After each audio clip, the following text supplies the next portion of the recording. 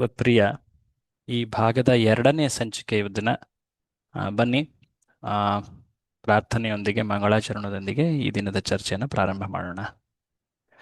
ಓಂ ಅಜ್ಞಾನತಿಮಿರಾಂಧಸ್ಯ ಜ್ಞಾನಾಂಜನಶಲಾಖಯ ಚಕ್ಷುರುನ್ಮೀಲಿತಂ ಯೇನ ತಸ್ಮೈ ಶ್ರೀಗುರವೇ ನಮಃ.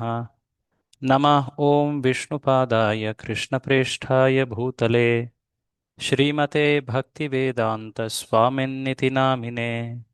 ನಮಸ್ತೆ ಸಾರಸ್ವತೆ ದೇವೆ ಗೌರವಾಣಿ ಪ್ರಚಾರಿಣೆ ನಿರ್ವಿಶೇಷ ಶೂನ್ಯವಾದಿ ಪಾಶ್ಚಾತ್ಯ ದೇಶತಾರಿಣೆ. ಜಯ ಶ್ರೀ ಕೃಷ್ಣ ಚೈತನ್ಯ ಪ್ರಭು ನಿತ್ಯಾನಂದ ಶ್ರೀ ಅದ್ವೈತ ಗದಾಧರ ಶ್ರೀವಾಸಾದಿ ಗೌರಭಕ್ತವೃಂದ. ಹರೇ ಕೃಷ್ಣ ಕೃಷ್ಣ ಕೃಷ್ಣ ಹರೇ ಹರೇ, ಹರೇ ರಾಮ ರಾಮ ರಾಮ ಹರೇ ಹರೇ. ಹೇ ಕೃಷ್ಣ ಕರುಣಾ ಸಿಂಧೋ ದೀನಬಂಧೋ ಜಗತ್ಪತೆ ಗೋಪೇಶ ಗೋಪಿಕಾ ಕಾಂತ ರಾಧಾ ಕಾಂತ ನಮೋಸ್ತುತೆ. ಮುಖಂ ಕರೋತಿ ವಾಚಾಲಂ ಪಂಗುಂ ಲಂಘಯತೆ ಗಿರಿಂ ಯತ್ಕೃಪಾತಮಹಂ ವಂದೇ ಶ್ರೀಗುರುಂ ದೀನತಾರಿಣಂ. ಹರೇ ಕೃಷ್ಣ. ಎಲ್ಲ ಭಕ್ತರಿಗೆ ಮತ್ತೊಮ್ಮೆ ನಾವು ಸ್ವಾಗತಿಸ್ತಾ ಈ ದಿನದ ಚರ್ಚೆಯನ್ನು ಪ್ರಾರಂಭ ಮಾಡ್ತಾ ಇದ್ದೀವಿ. ಈ ದಿನ ನಾವು ಈ ಕೃಷ್ಣ ಕಥಾಮೃತ 7ನೆಯ ಭಾಗದ ಪಾಂಡವ ಪ್ರಿಯ ಈ ಭಾಗದ ಎರಡನೆಯ ಚರ್ಚೆ ಸಂಚಿಕೆಯನ್ನು ಕಾಣ್ತಾ ಇದ್ದೀವಿ. ಪಾಂಡವ ಪ್ರಿಯ ನಿನ್ನೆಯ ಚರ್ಚೆಯಲ್ಲಿ ವರ್ಣಿಸಿದಂತೆ ಈ ಶಬ್ದ, ಈ ಪದ ಏನಿದೆ, ಇದು ಎರಡು ಅರ್ಥವನ್ನು ನೀಡುತ್ತೆ. ಯಾರು ಪಾಂಡವರ ಅತಿ ಪ್ರಿಯರೋ, ಯಾರಿಗೆ ಪಾಂಡವರು ಅತಿ ಪ್ರಿಯನೋ, ಈ ಎರಡು ಅರ್ಥಗಳನ್ನ ಇದು ಹೇಳುತ್ತೆ. ಈ ಎರಡು ಅರ್ಥಗಳು ಕೂಡ ಆ ಒಬ್ಬ ವ್ಯಕ್ತಿಯನ್ನೇ ಸೂಚಿಸುತ್ತೆ. ಆತನೇ ಶ್ರೀಕೃಷ್ಣ. ಪಾಂಡವರಿಗೆ ಅತ್ಯಂತ ಪ್ರಿಯನಾದವನು, ಪಾಂಡವರನ್ನು ಅತ್ಯಂತ ಪ್ರೀತಿಸುವವನು ಆತ ಶ್ರೀಕೃಷ್ಣ. ನಿನ್ನೆ ಚರ್ಚೆಯಲ್ಲಿ ಸ್ವಲ್ಪ ಮಹಾಭಾರತದ ಇತಿಹಾಸದ ಆ ಗ್ರಂಥದ ಸ್ವಲ್ಪ ಇತಿಹಾಸವನ್ನು ನೋಡ್ತಾ ಹೇಗೆ ಶ್ರೀಕೃಷ್ಣ ಮತ್ತೆ ಪಾಂಡವರ ನಡುವೆ ಕೌಟುಂಬಿಕ ಸಂಬಂಧವಿತ್ತು, ಅದಕ್ಕೂ ಮಿಗಿಲಾಗಿ ಶ್ರೀಕೃಷ್ಣನ ಪರಮ ಭಕ್ತರಾಗಿದ್ದವರು ಪಾಂಡವರು. ಸದಾ ಶ್ರೀಕೃಷ್ಣನ ಸ್ಮರಣೆ ಭಕ್ತಿಯಲ್ಲಿ ತಲ್ಲೀನರಾದವರು, ಆತನ ಕೃಪೆಯನ್ನು ಸದಾ ಬಯಸ್ತಾ ಇರುವಂಥವರು. ಅನೇಕ ಕಷ್ಟ ನೋವುಗಳನ್ನು ಕಂಡರೂ ಕೂಡ ಅವರೆಂದೂ ಕೂಡ ಕೃಷ್ಣನಲ್ಲಿ ಪ್ರತಿಕೂಲ ಭಾವವನ್ನು ಹೊಂದಿರಲಿಲ್ಲ. ಇದು ಬಹಳ ಆದರ್ಶ. ಶ್ರೀಮದ್ ಭಾಗವತದಲ್ಲಿ ಒಂದು ವಿಶೇಷವಾದಂತಹ ಶ್ಲೋಕ ಬರ್ತದೆ, ಪಾಂಡವರ ಮಹಾನ್ ಭಕ್ತಿಯ ಕುರಿತಾದದ್ದು. ಈ ಶ್ಲೋಕವನ್ನು ಹೇಳಿದವರು ಶ್ರೀಲ ನಾರದ ಮುನಿಗಳು. ನಾರದ ಮುನಿಗಳು ಯುಧಿಷ್ಠಿರ ರಾಜನಿಗೆ ಪ್ರಹ್ಲಾದನ ಭಕ್ತಿಯ ವರ್ಣನೆಯನ್ನು ಮಾಡ್ತಾರೆ. ಆ ಭಕ್ತಿಯನ್ನು ತಿಳಿಸಿದ ಕೊನೆಯಲ್ಲಿ ಯುಧಿಷ್ಠಿರ ಭಕ್ತಿಯಲ್ಲಿ ಎಷ್ಟು ಆತ ಶ್ರೀಕೃಷ್ಣನ ಪರಮ ಭಕ್ತನಾದಂತಹ ಪ್ರಹ್ಲಾದನ ಆ ದೃಢತೆ, ಆ ಶ್ರದ್ಧೆ, ಭಗವಂತನಲ್ಲಿ ಸಂಪೂರ್ಣವಾಗಿ ಆಶ್ರಯ ಪಡೆದ ಆ ಗುಣ ಏನಿದೆ, ಅದನ್ನು ಕೇಳಿ ಅತ್ಯಂತ ಭಾವಪರವಶನಾಗಿ ಎಂಥ ಮಹಾನ್ ಭಕ್ತ ಈ ಪ್ರಹ್ಲಾದ, ಎಂತಹ ಮಹಾನ್ ಭಕ್ತ ಅಂತ ಕೊಂಡಾಡ್ತಾನೆ. ಆಗ ನಾರದ ಮುನಿಗಳು ಯುಧಿಷ್ಠಿರನನ್ನ ಕಂಡು, ಯುಧಿಷ್ಠಿರ ಮತ್ತೆ ಇನ್ನಿತರ ಪಾಂಡವರೆಲ್ಲರನ್ನ ಕಂಡು ಅವರ ಭಕ್ತಿಯನ್ನ ಅವರು ಸ್ಮರಿಸುತ್ತಾ ಈ ಶ್ಲೋಕವನ್ನ ಹೇಳ್ತಾರೆ. ಯೂಯಂ ನೃಲೋಕೆ ಬತ ಭೂರಿ ಭಾಗ ಲೋಕಂ ಪುನಾನ ಮುನಯೋಭಿಯಂತಿ ಯೇಷಾಂ ಗೃಹಾನ್ ಆವಸತೀತಿ ಸಾಕ್ಷಾತ್ ಗೂಢಂ ಪರಂ ಬ್ರಹ್ಮ ಮನುಷ್ಯಲಿಂಗಂ. ಸೊ ನಾರದ ಮುನಿಗಳು ಹೇಳ್ತಾ ಇದ್ದಾರೆ, ಹೇ ಯುಧಿಷ್ಠಿರ, ಈ ಪೂರ್ತಿ ಈ ನರಲೋಕದಲ್ಲಿ, ಈ ಪೂರ್ತಿ ಭೂಲೋಕದಲ್ಲಿ ನಿಮ್ಮಷ್ಟು ಅತ್ಯಂತ ಭಾಗ್ಯಶಾಲಿಗಳು ಯಾರಾದರೂ ಇದ್ದಾರಾ? ಏಕೆಂದ್ರೆ ನಿಮ್ಮ ಮನೆಯಲ್ಲಿ ಸದಾ ಕಾಣಸಿಗುವಂತಹ ಆ ದಿವ್ಯ ವ್ಯಕ್ತಿ ಸಾಮಾನ್ಯ ಮನುಷ್ಯನಂತೆ ಕಂಗೊಳಿಸ್ತಾ ಇದ್ದಾನೆ, ಆದರೆ ಆತ ಪರಂ ಬ್ರಹ್ಮ. ಭಗವದ್ಗೀತೆಯಲ್ಲಿ ಶ್ರೀಕೃಷ್ಣನನ್ನ ಪರಂ ಬ್ರಹ್ಮ ಪರಂ ಧಾಮ ಪವಿತ್ರಂ ಪರಮಂ ಭವಾನ್. ಈ ಶಬ್ದಗಳಿಂದ ವರ್ಣಿಸಲಾಗಿದೆ, ಅರ್ಜುನ ವರ್ಣಿಸ್ತಾನೆ. ಸೊ ಈತ ಪರಬ್ರಹ್ಮ ಭಗವಂತ. ಆ, ಈತ ಸಾಮಾನ್ಯ ಮನುಷ್ಯನಂತೆ ನಿಮ್ಮೆಲ್ಲರ ಪ್ರೀತಿಯನ್ನ, ಆ ಆ ಸ್ನೇಹವನ್ನು ಆಸ್ವಾದಿಸ್ಲಿಕ್ಕೆ ಆತ ಸಾಮಾನ್ಯ ಮನುಷ್ಯನಂತೆ ಕಾಣಸಿಗ್ತಾ ಇದ್ದಾನೆ. ಇದನ್ನ ತಿಳಿದಂತಹ ಮಹಾನ್ ಋಷಿಗಳು ಮುನಿಗಳು, ಆ, ಅವರು ನಿಮ್ಮ ಆಸ್ಥಾನಕ್ಕೆ, ನಿಮ್ಮ ಈ ನಗರಕ್ಕೆ ಪದೇ ಪದೇ ಭೇಟಿ ನೀಡ್ತಾ ಇದ್ದಾರೆ. ಅವರು ಭೇಟಿ ನೀಡುವ ಕಾರಣ ಈ ಪರಬ್ರಹ್ಮ ಭಗವಂತ ಶ್ರೀ ಕೃಷ್ಣನನ್ನ ಕಾಣಲಿಕ್ಕೆ. ಶ್ರೀಕೃಷ್ಣ ಪಾಂಡವರ ಜೊತೆ ಎಷ್ಟು ಆತ ಸಂತೋಷದಲ್ಲಿದ್ದ. ಅನೇಕ ಬಾರಿ ಅನೇಕ ಲೀಲೆಗಳಲ್ಲಿ ಆತ ಪಾಂಡವರ ಜೊತೆಯೇ ನಿಂತಿದ್ದ. ಸೊ ಈ ಒಂದು ವಿಶೇಷ ಗುಣವನ್ನ ನಾರದರು ಯುಧಿಷ್ಠಿರನಿಗೆ ನೆನಪು ಮಾಡಿಕೊಳ್ತಾ ಇದ್ದಾರೆ. ನಿಮ್ಮಂತಹ ಮಹಾನ್ ಭಾಗ್ಯಶಾಲಿಗಳು ಯಾರಾದರೂ ಉಂಟೆ? ಪ್ರಹ್ಲಾದನಿಗೆ ನರಸಿಂಹ ಒಂದು ಸಮಯದಲ್ಲಿ ಮಾತ್ರ ಪ್ರಕಟನಾಗಿ ಆತನಿಗೆ ಕೃಪೆಯನ್ನ ನೀಡಿದ. ಬಟ್ ನಿಮ್ಮ ಜೊತೆ ಆ ಮೂಲ ಅವತಾರಿ ಶ್ರೀ ಕೃಷ್ಣ ಸದಾ ನಿಮ್ಮ ಮನೆಯಲ್ಲೇ ಕಂಗೊಳಿಸ್ತಾನೆ, ನಿಮ್ಮ ಸ್ನೇಹವನ್ನು ಬಯಸ್ತಾನೆ, ನಿಮ್ಮ ಭಕ್ತಿಗೆ ಮಾರು ಹೋಗಿದ್ದಾನೆ. ಸೊ ನೀವೆಂಥ ಮಹಾನ್ ಭಾಗ್ಯಶಾಲಿಗಳು ಅಂತ ನಾರದರು ಯುಧಿಷ್ಠಿರನ ಪ್ರಶಂಸೆಯನ್ನು ಮಾಡ್ತಾರೆ.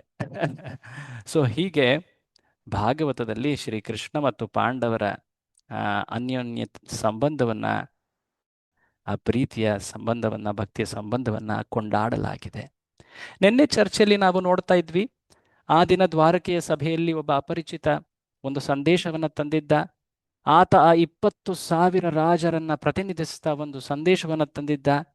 ಅವರೆಲ್ಲರೂ ಕೂಡ ಜರಾಸಂಧನ ಬಂಧನದಲ್ಲಿ ಅತ್ಯಂತ ನೋವನ್ನು ಅನುಭವಿಸ್ತಾ ಇದ್ರು. ಅವರು ಈಗ ಶ್ರೀಕೃಷ್ಣನ ಮೊರೆ ಇಡ್ತಾ, ದಯವಿಟ್ಟು ಈ ಜರಾಸಂಧ ರೂಪಿ ಕರ್ಮ ಬಂಧನ ಮಾಯೆಯಿಂದ ನಮ್ಮನ್ನ ಮುಕ್ತರನ್ನಾಗಿಸಿ. ನಾವು ನಿಮ್ಮ ಭಕ್ತರೇ ಅಲ್ಲ, ಆದರೂ ಕೂಡ ನಿಮ್ಮ ಆಶ್ರಯವನ್ನ ಈಗ ನಾವು ಬಯಸ್ತಾ ಇದ್ದೀವಿ, ದಯವಿಟ್ಟು ನಮಗೆ ಅಭಯವನ್ನ ಪ್ರದಾನ ಮಾಡಿ ಅಂತ ಹೇಳ್ದ. ಅದೇ ಸಮಯದಲ್ಲಿ ಅಲ್ಲಿ ನಾರದರು ಕೂಡ ಬಂದು ಆ ಇಂದ್ರಪ್ರಸ್ಥದಲ್ಲಿ ಯುಧಿಷ್ಠಿರ ಆ ಏನು ಏನದು ರಾಜಸೂಯ ಯಜ್ಞದ ಆಲೋಚನೆಯನ್ನ ಮಾಡ್ತಾ ಇದ್ದಾನೆ. ನೀವು ಖುದ್ದಾಗಿ ಹೋಗಿ ಆ ಯಜ್ಞವನ್ನ ಯಶಸ್ವಿಗೊಳಿಸ್ಬೇಕು ಅಂತ ಹೇಳ್ತಾನೆ. ಆಗ ಈ ಎರಡೂ ವಿನಂತಿಗಳು, ಒಂದು ರೀತಿ ಸಂದೇಶಗಳು ಬಂದಿರೋದನ್ನ ಕೇಳಿ ಆಗ ಶ್ರೀಕೃಷ್ಣ ಉದ್ಧವನನ್ನ ಕೇಳ್ತಾ, ಉದ್ಧವನನ್ನ ಒಂದು ರೀತಿ ನಿಮಿತ್ತ ಮಾಡ್ತಾ ತನ್ನ ಇಚ್ಛೆಯನ್ನಲ್ಲೇ ವ್ಯಕ್ತಪಡಿಸ್ತಾನೆ. ಉದ್ಧವ ಹೇಳ್ತಾನೆ, ನೀವು ಇಬ್ಬರನ್ನೂ ಸಂತುಷ್ಟಿಗೊಳಿಸ್ಬೇಕು, ಅದನ್ನ ನೆರವೇರಿಸಲಿಕ್ಕೆ ಮೊದಲು ಜರಾಸಂಧನನ್ನ ಕೊಲ್ಲಬೇಕು, ಸೋಲಿಸಬೇಕು. ಸೊ ಅದರಿಂದ ಈ ಎರಡೂ ಉದ್ದೇಶಗಳು ಪೂರೈಕೆ ಆಗ್ತವೆ. ಆ ಜರಾಸಂಧನನ್ನ ನಿಗ್ರಹಿಸುವ, ಸದೆಬಡಿಯುವಂತಹ ಮಾರ್ಗವನ್ನು ಕೂಡ ಉದ್ಧವ ಹೇಳಿದ್ದ. ಅದಾದ ನಂತರ ನೀವು ಈ ರಾಜಸೂಯ ಯಜ್ಞವನ್ನ ನೆರವೇರಿಸುವುದರಿಂದ ಆ ಬಂಧಿತ ರಾಜರು ಕೂಡ ಮುಕ್ತರಾಗ್ತಾರೆ. ಅದರ ಮುಂಚೆ ಜರಾಸಂಧನ ವಧೆಯೂ ಆಗ್ತದೆ. ಅಷ್ಟೇ ಅಲ್ಲದೆ ಲೋಕ, ಪೂರ್ತಿ ಜಗತ್ತು ಮಂಗಳಮಯವಾಗ್ತದೆ. ಇದನ್ನು ಕೇಳಿ ಶ್ರೀಕೃಷ್ಣ ಆ ಎಲ್ಲ ಹಿರಿಯ ಯಾದವರ, ವಸುದೇವ, ಉಗ್ರಸೇನರ ಅಪ್ಪಣೆಯನ್ನು ಪಡೆದು ತನ್ನ ರಾಣಿಯರ ಜೊತೆ ಆತ ಇಂದ್ರಪ್ರಸ್ಥದ ಕಡೆಗೆ ಪ್ರಯಾಣಿಸ್ತಾನೆ. ಅಲ್ಲಿ ಇಂದ್ರಪ್ರಸ್ಥದ ಬಳಿ ಯುಧಿಷ್ಠಿರ ಈ ಸುದ್ದಿಯನ್ನು ಕೇಳಿ ತಾನೇ ಆ ನಗರದ ದ್ವಾರಕ್ಕೆ ಹೋಗಿ ಶ್ರೀಕೃಷ್ಣ ಮತ್ತು ಆತನ ಎಲ್ಲ ಭಕ್ತರನ್ನ ಸ್ವಾಗತಿಸ್ತಾನೆ. ತಾಯಿ ಕುಂತಿ, ಎಲ್ಲ ಪಾಂಡವರು, ದ್ರೌಪದಿ, ಆ ಪೂರ್ತಿ ನಗರವೇ ಆ ಶ್ರೀಕೃಷ್ಣನನ್ನು ಆಹ್ವಾನಿಸಲಿಕ್ಕೆ ಒಂದು ಉತ್ಸವ ಸಂಭ್ರಮದಲ್ಲಿ ತೊಡಗಿದೆ. ಪ್ರತಿದಿನವೂ ಒಂದು ಉತ್ಸವ ಶ್ರೀಕೃಷ್ಣನ ಸಂತುಷ್ಟಿಗೆಂದು ಪಾಂಡವರು ಏರ್ಪಡಿಸಿದರು. ಅನೇಕ ತಿಂಗಳುಗಳು ಹೀಗೆ ಸಮಯ ನಡೀತು.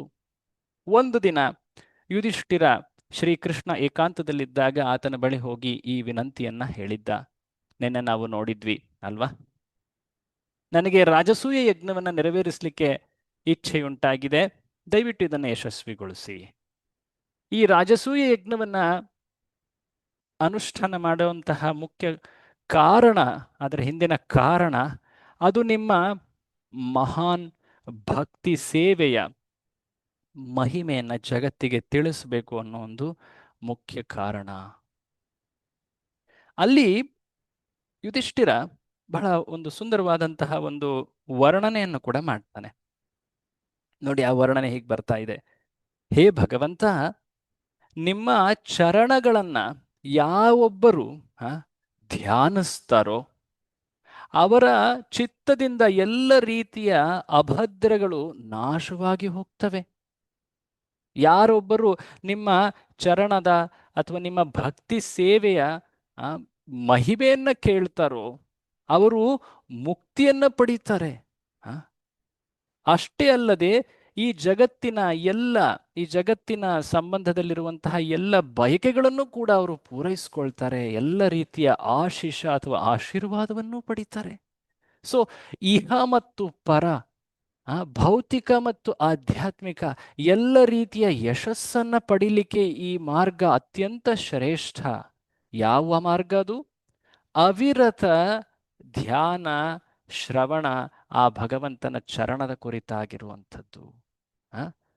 ನಿತ್ಯವೂ ಯಾರು ಭಗವಂತನ ಭಕ್ತಿಯ, ಭಗವಂತನ ವಿಶೇಷವಾಗಿ ಆತನ ಗುಣ ಲೀಲಾ ರೂಪ ನಾಮ ಗುಣಲೀಲೆಗಳ ಪ್ರಶಂಸೆಯನ್ನು ಕೇಳಿ ಅವುಗಳನ್ನು ಮೆಚ್ಚುತ್ತಾ ಅವುಗಳನ್ನು ತಿಳಿದು ಆ ಮಹಿಮೆಯನ್ನು ತಿಳಿದು ಭಕ್ತಿಯನ್ನು ಪಾಲಿಸ್ತಾರೋ ಅವರಿಗೆ ಎಲ್ಲ ರೀತಿಯ ಯಶಸ್ಸು ದೊರಕತ್ತೆ. ಎಲ್ಲರೂ ಕೂಡ ಈ ಯಶಸ್ಸಿಗೆ ಪಾತ್ರರಾಗಲಿ. ದೇವತೆಗಳು, ಈ ಜಗತ್ತಿನಲ್ಲಿರುವಂತಹ ಎಲ್ಲ ಮನುಷ್ಯರು, ಎಲ್ಲ ಋಷಿಗಳು ಎಲ್ಲ ರೀತಿಯ ಯಶಸ್ಸುಗಳನ್ನು ಪಡೆಯಲಿ.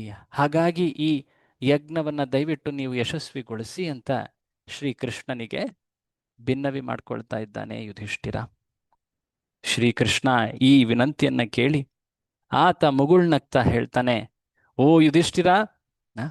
ಆಕ್ಚುಲಿ ಇಲ್ಲಿ ಯುಧಿಷ್ಠಿರ ಯಾವುದೇ ಒಂದು ಸ್ವಂತ ಪ್ರತಿಷ್ಠೆ ಅಥವಾ ಪ್ರಸಿದ್ಧಿಗೆಂದು ಈ ಯಜ್ಞವನ್ನ ನೆರವೇರಿಸ್ತಾ ಇಲ್ಲ. ಆತ ಭಗವಂತನ ಸ್ಮರಣೆಯಲ್ಲಿ ತಾನು ತನ್ನ ಜೀವನವನ್ನು ಕೃತಾರ್ಥನನ್ನಾಗಿಸಿದ್ದಾನೆ. ಆದರೆ ಈ ಜಗತ್ತಿನಲ್ಲಿರುವಂತಹ ಅನೇಕ ಜನರು ಭಗವಂತನ ಕುರಿತಾಗಿ ವಿಮುಖರಾಗಿದ್ದಾರೆ.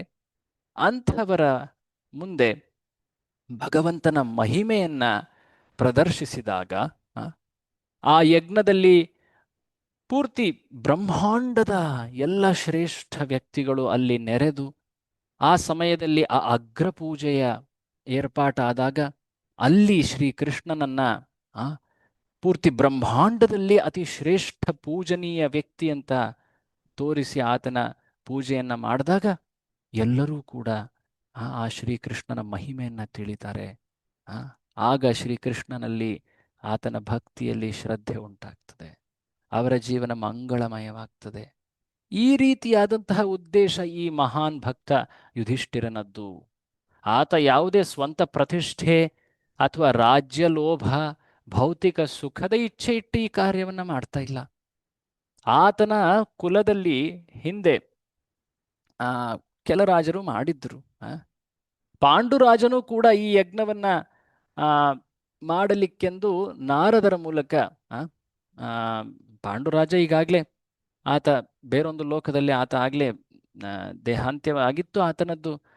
ಆದರೂ ನಾರದರ ಮೂಲಕ ಈ ಸಂದೇಶವನ್ನು ಯುಧಿಷ್ಠಿರನಿಗೆ ತಲುಪಿಸಿದ್ದ. ಹಿಂದೆ ವರುಣ ಈ ಮಹಾನ್ ಯಜ್ಞವನ್ನ ಮಾಡಿದ್ದ. ಸೂರ್ಯವಂಶದಲ್ಲಿ ಹರಿಶ್ಚಂದ್ರ ಇನ್ನಿತರರು ಕೂಡ ಈ ಮಹಾನ್ ಯಜ್ಞವನ್ನ ನೆರವೇರಿಸಿದ್ರು. ಸೊ ಈ ಯಜ್ಞವನ್ನ ಯಾರು ನೆರವೇರಿಸ್ತಾರೋ ಅವರು ಅತ್ಯಂತ ಪ್ರಸಿದ್ಧರಾಗ್ತಾರೆ. ಇನ್ಫ್ಯಾಕ್ಟ್ ಜರಾಸಂಧನು ಕೂಡ ರಾಜಸೂಯ ಯಜ್ಞವನ್ನ ಮಾಡಬೇಕಂತ ಬಯಸಿದ್ದ.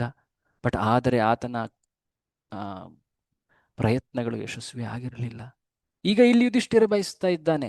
ಆದರೆ ಈತನ ಈ ಇಚ್ಛೆಯ ಹಿಂದಿನ ಮುಖ್ಯ ಉದ್ದೇಶ ಏನು? ಮುಖ್ಯ ಉದ್ದೇಶ? ಹರೇ ಕೃಷ್ಣ. ಕೃಷ್ಣನ ಭಕ್ತಿ ಸೇವೆ ಮಹಿಮೆ, ಕೃಷ್ಣನ ಮಹಿಮೆಯನ್ನ ಜಗತ್ತಿಗೆ ಸಾರಬೇಕು. ಆತನ ಭಕ್ತಿಯ ಮಹಿಮೆ ಅದೆಲ್ಲರಿಗೂ ಕೂಡ ತಿಳಿಬೇಕು ಅನ್ನೋ ಒಂದು ಉದ್ದೇಶ.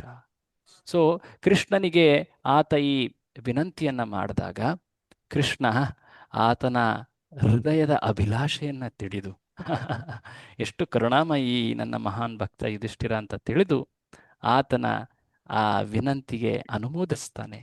ನಿನ್ನ ನಿರ್ಧಾರ ಬಹಳ ಪರಿಪೂರ್ಣವಾದದ್ದು. ಈ ಕಾರ್ಯದಿಂದ ನಿನ್ನ ಕೀರ್ತಿ ಜಗತ್ತಿನೆಲ್ಲೆಡೆ ಹರಡಲಿ. ನೋಡಿ, ಭಗವಂತನ ಭಕ್ತಿಯನ್ನು ಪಾಲಿಸೋದ್ರಿಂದ ಹೊರರೂಪದಲ್ಲಿ ನಾವು ಭಗವಂತನನ್ನ ಪ್ರಶಂಸಿಸ್ತಾ ಇದ್ದೀವಿ. ಆದರೆ ಯಾರೊಬ್ಬರು ಭಗವಂತನ ಭಕ್ತಿಯನ್ನ, ಶ್ರೀಕೃಷ್ಣನ ಭಕ್ತಿಯನ್ನ ಮಾಡ್ತಾರೋ ಅವರ ಕೀರ್ತಿ ಜಗತ್ತೆಲ್ಲೆಡೆ ಹರಡತ್ತೆ. ಇದನ್ನ ಚೈತನ್ಯ ಮಹಾಪ್ರಭುಗಳು ರಾಮಾನಂದ ರಾಯರ ಜೊತೆ ಸಂವಾದದಲ್ಲೂ ಕೂಡ ಹೇಳಿದ್ದಾರೆ. ಈ ಜಗತ್ತಿನಲ್ಲಿ ಅತ್ಯಂತ ಪ್ರಸಿದ್ಧನಾದ ವ್ಯಕ್ತಿ ಯಾರು? ಚೈತನ್ಯ ಮಹಾಪ್ರಭುಗಳು ಪ್ರಶ್ನಿಸಿದರು. ರಾಮಾನಂದರಾಯ ಮಹಾನ್ ಭಕ್ತ, ಆತ ಹೇಳ್ತಾನೆ, ನಿನ್ನ ಭಕ್ತರು, ಕೃಷ್ಣನ ಭಕ್ತರು, ಅವರು ಅತ್ಯಂತ ಪ್ರಸಿದ್ಧ ವ್ಯಕ್ತಿಗಳು. ಸೊ ಇಲ್ಲಿ ಶ್ರೀಕೃಷ್ಣ ಹೇಳ್ತಾನೆ, ನೀನು ಪರಮ ಭಕ್ತನಾಗಿದ್ದೀಯ, ಹಾಗಾಗಿ ನಿನ್ನ ಕೀರ್ತಿ ಜಗತ್ತಿನ ಎಲ್ಲೆಡೆ ಹರಡಲಿ. ಈ ರಾಜಸೂಯ ಯಜ್ಞದ ಮೂಲಕ ದೇವತೆಗಳು, ಪಿತೃ, ಋಷಿ ಎಲ್ಲರೂ ಕೂಡ ತಮ್ಮ ಶ್ರೇಯಸ್ಸನ್ನ ಪಡೀತಾರೆ. ಹಾಗಾಗಿ ಎಲ್ಲರೂ ಕೂಡ ಈ ಜಯವನ್ನ ಪಡೆಯೋದ್ರಿಂದ ಇದು ಜಗತ್ತಿಗೆ, ಪೂರ ಬ್ರಹ್ಮಾಂಡಕ್ಕೆ ಶ್ರೇಯಸ್ಸನ್ನು ಪ್ರದಾನ ಮಾಡುವಂಥದ್ದು. ಸೊ ಈಗ ನೀನು ಈ ಯಜ್ಞಕ್ಕೆ ಬೇಕಾದಂತಹ ಎಲ್ಲ ದ್ರವ್ಯಗಳನ್ನ, ಸಾಮಗ್ರಿಗಳನ್ನ ಸಂಗ್ರಹಿಸಿ ಯಜ್ಞವನ್ನು ನೆರವೇರಿಸಬೇಕು. ಇದು ದಿಢೀರನೆ ಕೆಲ ದಿನಗಳಲ್ಲಿ ನಡೆಯುವಂಥದ್ದಲ್ಲ. ಇದಕ್ಕೆ ಅನೇಕ ತಿಂಗಳು, ವರ್ಷಗಳ ಸಿದ್ಧತೆ ಬೇಕು. ಆ ಎಲ್ಲ ಅನುಷ್ಠಾನವನ್ನು ನೆರವೇರಿಸಲಿಕ್ಕೆ ಮೊದಲನೇದಾಗಿ ಅತ್ಯಂತ ಸಂಪತ್ತು ಬೇಕು. ವಿಶೇಷವಾಗಿ ನೀನು ನನ್ನ ಭಕ್ತನಾಗಿರೋದ್ರಿಂದ, ನಿನ್ನ ಇಂದ್ರಿಯ ಮನಸ್ಸುಗಳನ್ನು ನೀನು ನಿಗ್ರಹಿಸಿರೋದ್ರಿಂದ ನೀನು ನನ್ನನ್ನು ಕೂಡ ಪಡೆದಿರುವೆ, ವಶಪಡಿಸಿಕೊಂಡಿರುವೆ. ನೀನು ನನ್ನ ಭಕ್ತ, ಪರಮ ಭಕ್ತ. ನನ್ನ ಯಾವೊಬ್ಬ ಭಕ್ತನೂ ಕೂಡ ತನ್ನ ಕಾರ್ಯದಲ್ಲಿ ವಿಫಲವಾಗೋದಿಲ್ಲ. ಶ್ರೀಕೃಷ್ಣನ ಕುರಿತಾಗಿ ಮಹಾಭಾರತದಲ್ಲಿ ಒಂದು ಶಬ್ದ ಇದೆ. ಏನದು? ಯಶಾಂ ಪಕ್ಷೇ ಜನಾರ್ದನ. ಯಾರ ಪಕ್ಷದಲ್ಲಿ ಜನಾರ್ದನನಿದ್ದಾನೋ ಅಲ್ಲಿ ಜಯ, ಅದು ನಿಶ್ಚಿತ. ಕೃಷ್ಣ. ಸೊ ಇಲ್ಲಿ ಜನಾರ್ದನ ಅಂದ್ರೆ ಕೃಷ್ಣ, ಹೌದು. ಸೊ ಇಲ್ಲಿ ನನ್ನ ಭಕ್ತ ಎಂದೂ ಕೂಡ ಅಪಜಯಕ್ಕೊಳಗಾಗುವುದಿಲ್ಲ, ಆತ ಜಯವನ್ನ ಪಡೆದೇ ಪಡಿತಾನೆ. ಅದರಲ್ಲೂ ನಿನ್ನಂತಹ ಮಹಾನ್ ಭಕ್ತ ಆತ ಖಚಿತವಾಗಿ ಜಯಿಸ್ತಾನೆ ಅಂತ ಹೇಳಿ ಶ್ರೀಕೃಷ್ಣ ಆಶ್ವಾಸನೆಯನ್ನ ನೀಡ್ತಾನೆ. ಈಗ ಈ ಯಜ್ಞದ ಈಡೇರುವಿಕೆಗೋಸ್ಕರ ಅತ್ಯಂತ ಮಹಾನ್ ಸಂಪತ್ತನ್ನ ಕ್ರೋಢೀಕರಿಸಬೇಕಾಗಿದೆ, ಸಂಗ್ರಹಿಸಬೇಕಾಗಿದೆ. ಹಾಗಾಗಿ ಈ ಯುಧಿಷ್ಠಿರನ ಏನು ತಮ್ಮಂದಿರಿದ್ದಾರೆ, ಆತ ತನ್ನ ತಮ್ಮಂದಿರನ್ನ ಬೇರೆ ಬೇರೆ ದಿಕ್ಕುಗಳಲ್ಲಿ ಆತ ಕಳಿಸ್ತಾನೆ. ಬೇರೆ ಬೇರೆ ದಿಕ್ಕುಗಳಲ್ಲಿ ಹೋಗಿ ಅಲ್ಲಿರುವಂತಹ ಎಲ್ಲ ರಾಜರುಗಳನ್ನ ನೀವು ನಿಗ್ರಹಿಸಿ. ವಿಶೇಷವಾಗಿ ಸಹದೇವನನ್ನ ದಕ್ಷಿಣದ ಕಡೆ ಯುಧಿಷ್ಠಿರ ಕಳಿಸ್ತಾ ಇದ್ದಾನೆ. ಅಷ್ಟೇ ಅಲ್ಲದೆ ಸಹದೇವನ ಜೊತೆ ಸೃಂಜಯ ಸೇನೆ ಮುಂದುವರಿತಾ ಇದೆ. ಪಶ್ಚಿಮದ ದಿಕ್ಕಿನಲ್ಲಿ ನಕುಲ ಮತ್ಸ್ಯ ಸೇನೆಯನ್ನ ಕರೆದೊಯ್ದಿದ್ದಾನೆ. ಉತ್ತರದ ದಿಕ್ಕಿನಲ್ಲಿ ಅರ್ಜುನ ಕೇಕೆಯ ಸೇನೆಯನ್ನ ಕರೆದೊಯ್ದಿದ್ದಾನೆ. ಪೂರ್ವ ದಿಕ್ಕಿನಲ್ಲಿ ಭೀಮ, ಆತ ಮಾದ್ರಕರ ಸೇನೆಯನ್ನ ಕರೆದೊಯ್ದಿದ್ದಾನೆ.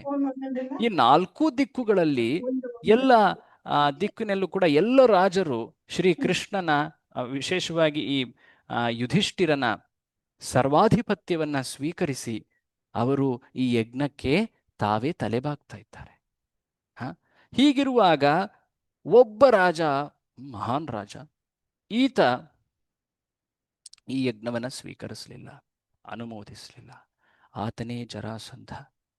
ಈ ಮಾತನ್ನ ಕೇಳಿದ ಮೇಲೆ ಚಿಂತಿತನಾಗಿದ್ದ ಯುಧಿಷ್ಠಿರ. ಆಗ ಅಲ್ಲಿ ಶ್ರೀಕೃಷ್ಣ ಬಂದು ಉದ್ಧವ ಹೇಳಿದಂತಹ ಮಾತುಗಳನ್ನ, ಶ್ರೀಕೃಷ್ಣ ಜರಾಸಂಧನನ್ನ ಸೋಲಿಸುವಂತಹ ಆ ಉಪಾಯವನ್ನ ಯುಧಿಷ್ಠಿರನಿಗೆ ತಿಳಿಸ್ತಾನೆ. ಆಗ ಭೀಮ, ಅರ್ಜುನ ಮತ್ತೆ ಶ್ರೀಕೃಷ್ಣರು, ನೆನಪಿದೆಯಾ ಉದ್ಧವರು ಹೇಗೆ ಸಲಹೆ ನೀಡಿದ್ರು ಅಂತ? ನೀವು ಬ್ರಾಹ್ಮಣರ ವೇಷದಲ್ಲಿ ಆ ಜರಾಸಂಧನ ಮುಂದೆ ಹೋಗಿ ಯುದ್ಧದ ಬೇಡಿಕೆಯನ್ನು ನೀವು ಇಡಬೇಕು. ಆ ಯುದ್ಧದಲ್ಲಿ ಜರಾಸಂಧ ಇನ್ನೊಬ್ಬ ಯೋಧನ ಜೊತೆ ಸೆಣಸಾಡಬೇಕು. ಭೀಮ ಜರಾಸಂಧನ ಸಮಬಲವುಳ್ಳವನು. ಆತನೊಡನೆ ಶ್ರೀಕೃಷ್ಣನ ಉಪಸ್ಥಿತಿಯಲ್ಲಿ ಜರಾಸಂಧ ಅಲ್ಲಿ ಆ, ಆತ ನಶಿಸಿ ಹೋಗ್ತಾನೆ ಅಂತ ಉದ್ಧವ ಹೇಳಿದ್ದ. ಸೊ ಈ ಮಾತನ್ನ ಶ್ರೀಕೃಷ್ಣ ಯುಧಿಷ್ಠಿರನಿಗೆ ತಿಳಿಸ್ದ. ಭೀಮ, ಅರ್ಜುನ ಮತ್ತೆ ಕೃಷ್ಣ ಇವರು 3 ಜನ ಬ್ರಾಹ್ಮಣರ ವೇಷದಲ್ಲಿ ಜರಾಸಂಧನ ರಾಜಧಾನಿಯಾದಂತಹ ಗಿರಿವ್ರಜ, ಗಿರಿದ್ರೋಣಿ ಅಂತ ಏನು ಹೇಳ್ತಾರೆ, ಮಗಧ ರಾಜ್ಯ, ಈಗಿನ ಬಿಹಾರ್ ಅಂತ ಏನು ಹೇಳ್ತೀವಿ, ಆ ಜಾಗ ಇದು. ಸೊ ಅಲ್ಲಿ ಹೋಗಿದ್ದಾರೆ. ಜರಾಸಂಧನನ್ನ ಭೇಟಿಯಾಗಲಿಕ್ಕೆ ಅವರು ಹೋಗಿದ್ದಾರೆ. ಯಾವ ಸಮಯದಲ್ಲಿ ಜರಾಸಂಧ ಅತಿಥಿಗಳನ್ನ, ಬ್ರಾಹ್ಮಣರನ್ನ ಗೌರವಿಸಿ ಅವರಿಗೆ ದಾನವನ್ನ ನೀಡುತ್ತಾನೋ ಆ ಸಮಯದಲ್ಲಿ ಅವರು ಜರಾಸಂಧನ ಬಳಿ ಹೋಗಿದ್ದಾರೆ. ಆಗ ಏನಾಯ್ತು? ವಿಶೇಷವಾಗಿ ಅಲ್ಲಿ ನೆರೆದಿದ್ದಂಥವರೆಲ್ಲರೂ ಕೂಡ ಯಾರಿವರು ಅಪರಿಚಿತರು, ಬ್ರಾಹ್ಮಣರಂತೆ ಕಾಣ್ತಾ ಇದ್ದಾರೆ, ಅವರು ಕೂಡ ಇಲ್ಲಿ ದಾನವನ್ನ ಬೇಡಲಿಕ್ಕೆ ಬಂದಿದ್ದಾರಾ? ಜರಾಸಂಧನ ಮುಂದೆ ಈ ಅಪರಿಚಿತ ಬ್ರಾಹ್ಮಣರು ಬಂದಿದ್ದಾರೆ. ಅವರು ಹೇಳ್ತಾರೆ, ನಾವು ದೂರದಿಂದ ಬಂದಿದ್ದೀವಿ, ಅತಿ ದೂರದ ದೇಶದಿಂದ ಬಂದಿದ್ದೀವಿ, ನಿಮ್ಮ ಅತಿಥಿಗಳು ನಾವು. ಅತಿಥಿಗಳನ್ನು ಗೌರವಿಸುವುದು ಅದು ನಿಮ್ಮ ಆದ್ಯ ಕರ್ತವ್ಯ. ನಮಗೆ ಒಂದು ಬೇಡಿಕೆ ಇದೆ, ಈ ಬೇಡಿಕೆಯನ್ನು ನೀವು ಈಡೇರಿಸಿ. ಅಷ್ಟೇ ಅಲ್ಲದೆ ಅವರು ಈ ಜರಾಸಂಧನಲ್ಲಿ ಈ ದಾನದ ಮನೋಭಾವ ಹೆಚ್ಚಲಿಕ್ಕೆ ಕೆಲ ಮಾತುಗಳನ್ನು ಕೂಡ ಹೇಳ್ತಾರೆ. ವ್ಯಕ್ತಿಯಲ್ಲಿ ಯಾವಾಗ ಉದಾರ ಗುಣಗಳಿರ್ತದೋ, ದಾನಶೀಲತೆ, ಸಹನಶೀಲತೆ, ಸಮದೃಷ್ಟಿ, ಇವುಗಳನ್ನು ಇಟ್ಟಾಗ ಆ ವ್ಯಕ್ತಿ ಜಗತ್ತಿನೆಲ್ಲೆಡೆ ಪ್ರಸಿದ್ಧನಾಗ್ತಾನೆ. ವಿಶೇಷವಾಗಿ ನೀವು ನಮ್ಮನ್ನ ಅಪರಿಚಿತರು ಅಂತ ಹೇಳಿ ಬೇರೆ ದೃಷ್ಟಿಯಲ್ಲಿ ನೋಡಬೇಡಿ. ಯಾಕೆಂದ್ರೆ ಮಹಾತ್ಮರಿಗೆ ಎಲ್ಲರೂ ಕೂಡ ಸಮ. ಹಾಗಾಗಿ ಸಮದೃಷ್ಟಿಯಲ್ಲಿ ನೋಡ್ತಾ ನೀವು ನಮ್ಮ ಬೇಡಿಕೆಯನ್ನ ಈಡೇರಿಸಿ. ಅಷ್ಟೇ ಅಲ್ಲದೆ ವೇದಶಾಸ್ತ್ರಗಳಲ್ಲಿ ಹೇಳಿರುವಂತೆ ಈ ಶರೀರ ಏನಿದೆ ಇದು ತಾತ್ಕಾಲಿಕ. ಈ ತಾತ್ಕಾಲಿಕ ಶರೀರವನ್ನ ಒಂದು ಶಾಶ್ವತ ಲಾಭಕ್ಕಾಗಿ ಉಪಯೋಗಿಸೋದು ಈ ದೇಹದ ಸಾರ್ಥಕತೆ. ಸೊ ಹಾಗಾಗಿ ನೀವು ಈ ದಾನ ಕಾರ್ಯವನ್ನ ಮಾಡಬೇಕು.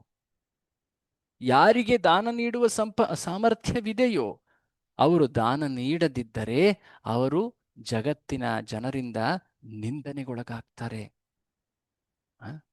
ಸೊ ನೀವು ಕೀರ್ತಿಯನ್ನ ಬಯಸೋದಾದರೆ ಖಚಿತವಾಗಿ ಈ ದಾನದ ಕಾರ್ಯವನ್ನು ಮಾಡಬೇಕು. ಈ ಅನೇಕರು ವಿಶೇಷವಾಗಿ ಅಲ್ಲಿ ಹೆಸರುಗಳನ್ನು ಕೂಡ ಹೇಳ್ತಾರೆ. ಹರಿಶ್ಚಂದ್ರ, ರಾಂತಿದೇವ, ನಂತರ ಶಿಬಿಚಕ್ರವರ್ತಿ, ಇವರೆಲ್ಲರೂ ಕೂಡ ಮಹಾನ್ ದಾನವನ್ನು ನೀಡಿ ಉನ್ನತ ಲೋಕಗಳನ್ನು ಗಳಿಸಿದ್ದಾರೆ. ಅಷ್ಟೇ ಅಲ್ಲದೆ ಆ 2 ಪಾರಿವಾಳಗಳು ಆ ಹಸಿದಿದ್ದಂತಹ ಆ ಬೇಡನ ದೆಶೆಯನ್ನ ಕಂಡು ತಾವೇ ಖುದ್ದಾಗಿ ಅಗ್ನಿಗೆ ಬಿದ್ದು ತಮ್ಮನ್ನ ತಾವು ದಾನವಾಗಿ ನೀಡಿದ್ವು. ಸೊ ಈ ದಾನದ ಗುಣದಿಂದಾಗಿ ಆ ಪ್ರಾಣಿಗಳು ಕೂಡ ಉನ್ನತ ಲೋಕವನ್ನು ಪಡೆದ್ವು, ಪ್ರಸಿದ್ಧಿಯನ್ನ ಪಡೆದ್ವು. ನೀವು ರಾಜ, ಕ್ಷತ್ರಿಯರು. ಸೊ ಹಾಗಾಗಿ ಈ ಕಾರ್ಯವನ್ನು ನೆರವೇರಿಸುವುದು ನಿಮ್ಮ ಕರ್ತವ್ಯ. ಈ ಮಾತು ಯಾರು ಹೇಳ್ತಾ ಇದ್ದಾರೆ? ಯಾರು ಹೇಳ್ತಾ ಇದ್ದಾರೆ ಈ ಮಾತುಗಳನ್ನು? ಯಾರು ಹೇಳ್ತಾ ಇದ್ದಾರೆ? ಬ್ರಾಹ್ಮಣರು ಹೇಳ್ತಾ ಇದ್ದಾರೆ. 3 ಜನ ಬ್ರಾಹ್ಮಣರು ನಿಂತಿದ್ದಾರೆ. ಅವರು 3 ಜನ ಯಾರು? ಭೀಮ, ಅರ್ಜುನ ಮತ್ತೆ ಕೃಷ್ಣ.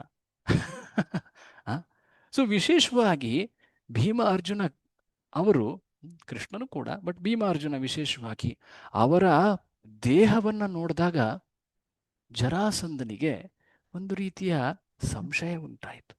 ಜರಾಸಂಧ ಯೋಚಿಸ್ತಾ ಇದ್ದಾನೆ, ನಾನು ಇವರನ್ನೇ ಎಲ್ಲೋ ಹಿಂದೆ ನೋಡಿದ್ದೀನಲ್ಲ. ವಿಶೇಷವಾಗಿ ದೇಹದಾರ್ಢ್ಯತೆ, ಆ ಶರೀರದ ರಚನೆ ಏನಿದೆ, ಅತ್ಯಂತ ಶಕ್ತಿಶಾಲಿ ಪುರುಷರು. ಅಷ್ಟೇ ಅಲ್ಲದೆ ಆಯುಧಗಳನ್ನು ಧರಿಸಿದ್ದಂತೆ, ವಿಶೇಷವಾಗಿ ಆ ಧನಸ್ಸಿನ ಆ ಏನು ತಂತಿ ಏನಿರ್ತದೆ ಅದನ್ನು ಧರಿಸುವುದು, ಅಥವಾ